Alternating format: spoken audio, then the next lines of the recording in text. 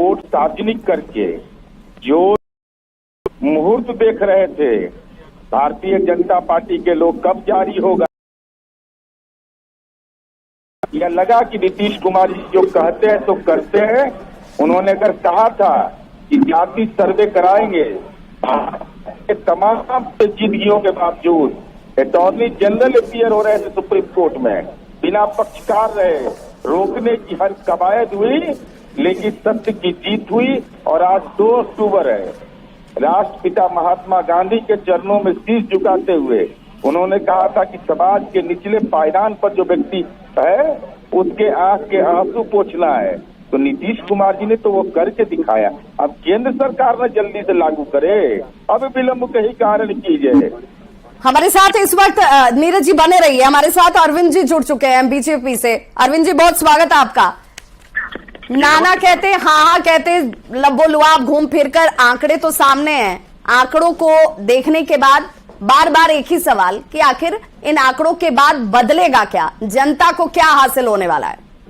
देखिए, हम लोग पहले तो ये जातीय जनगणना का जो प्रस्तुति हुआ है इसका स्वागत करते हैं, लेकिन ये किस मैकेनिज्म पे ये जातीय जनगणना हुई है बिहार में, कितना सही तरीका से हुई है, कितना गलत तरीका से हुई है। कुछ ऐसी जातियां हैं जो बहुत निचले स्तर पे उनका जनसंख्या बढ़ा नहीं है, गरीबी का क्या हाल है और रोजगार का क्या हाल है। अरविंद जी आपको कहाँ त्रुटि दिखती है? आपको किन जातियों में शंका हो रही है कि भाई ये जातियां तो और ज्यादा होनी चाहिए थी, ये इन आंकड़ों में तो ये कम दिख रही हैं? इसको एक बार अध्ययन करने का चीज है। अनुसूचित दलित पिछड़ों का जनसंख्या बढ़ा ही नहीं है और भी जातियों का देखना पड़ेगा कि क्या स्थिति से बढ़ा, ये सब अध्ययन का चीज है और हम लोग इसका अध्ययन करेंगे। अध्ययन करने के बाद ही इस पर पूर्ण रूप से बोलेंगे। तो ये बड़ी खबर इस वक्त, और ये वो आंकड़े हैं जिसे सरकार ने सामने ला दिया है। कुर्मी कुशवाहा 4.27%, ये वो आंकड़े हैं जिन आंकड़ों के जरिए अब ये बार बार कहा जा रहा है कि देखिए इन आंकड़ों के जरिए विकास का खाका खींचा जाएगा। ब्राह्मण जो है वो 3.67%। राजनीतिक तौर पर हालांकि बीजेपी ये बार बार कहती रही कि जातीय गणना के विरोध में हम नहीं खड़े हैं, ये पता होना चाहिए, ये जानकारी होनी चाहिए कि किसकी संख्या कहां तक पहुंची है, आखिर वो जनसंख्या क्या है। राजपूत की बात कर लें तो 3.45%, वहीं सोनार जो है उनकी संख्या 0.68% मानी गई है, वहीं कुम्हार 1.04%। और इन आंकड़ों के साथ अब इस पर राजनीतिक प्रतिक्रियाएं भी जो है वो सामने आनी शुरू हो चुकी हैं। आगामी चुनाव चाहे वो लोकसभा का हो या 2025 में विधानसभा का हो, इन चुनाव के मद्देनजर सियासत की बात बार बार की जा रही थी कि जातीय गणना कराने के पीछे का मकसद क्या है। लेकिन जातीय जनगणना जो केंद्र सरकार करा सकती है, अब उसे लेकर के भी तमाम तरीके से बयान भी सामने आते हुए, लेकिन बिहार सरकार के जातीय गणना का आंकड़ा जो है वो इस वक्त आपके टीवी स्क्रीन पर है। और टीवी स्क्रीन पर आप देख पा रहे होंगे अनुसूचित जाति 19.95%, अनुसूचित जनजाति भागीदारी की बात बार बार कही जा रही थी, कहा जा रहा था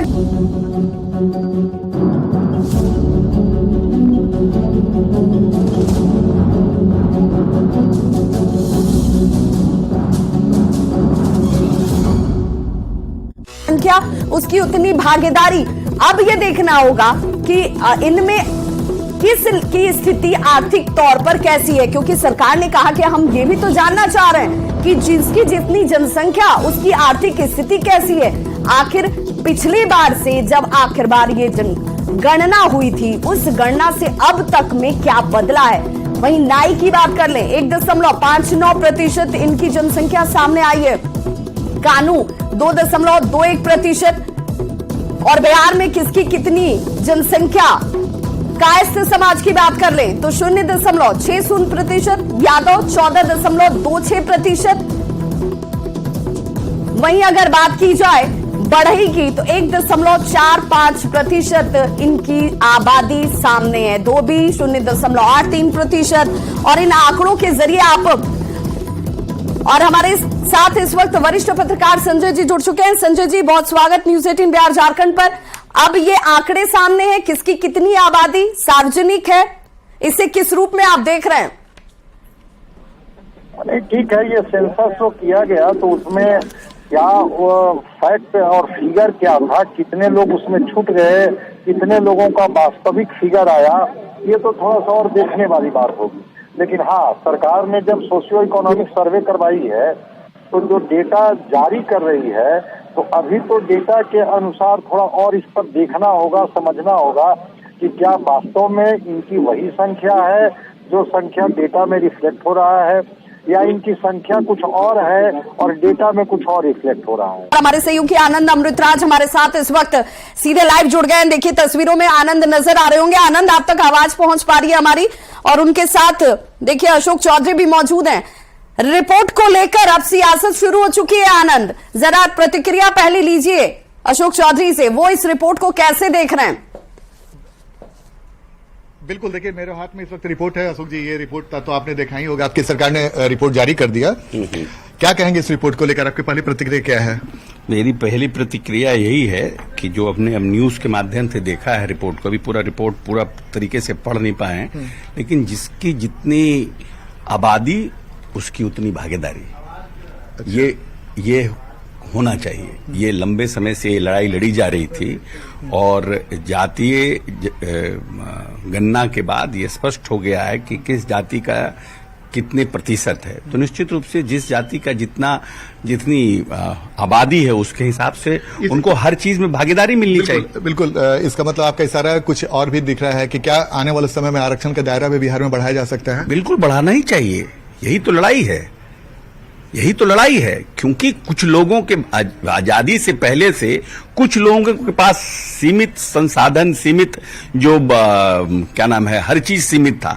और जब महात्मा गांधी का जन्मदिन है 2 अक्टूबर, और महात्मा गांधी जी और जिस संविधान निर्माता बाबा साहब भीमराव अंबेडकर ने जिस बात की चर्चा की, जिस बात के बारे में उन्होंने कहा कि समानता का अधिकार, तो समानता का अधिकार में तो सबसे ज्यादा जरूरी है कि सबको प्रॉपर रिप्रेजेंटेशन मिलना चाहिए। बिल्कुल। अच्छा अशोक जी, एक भी और इस जातिगत आंकड़े में कई सारी चौंकाने वाली भी जानकारी है।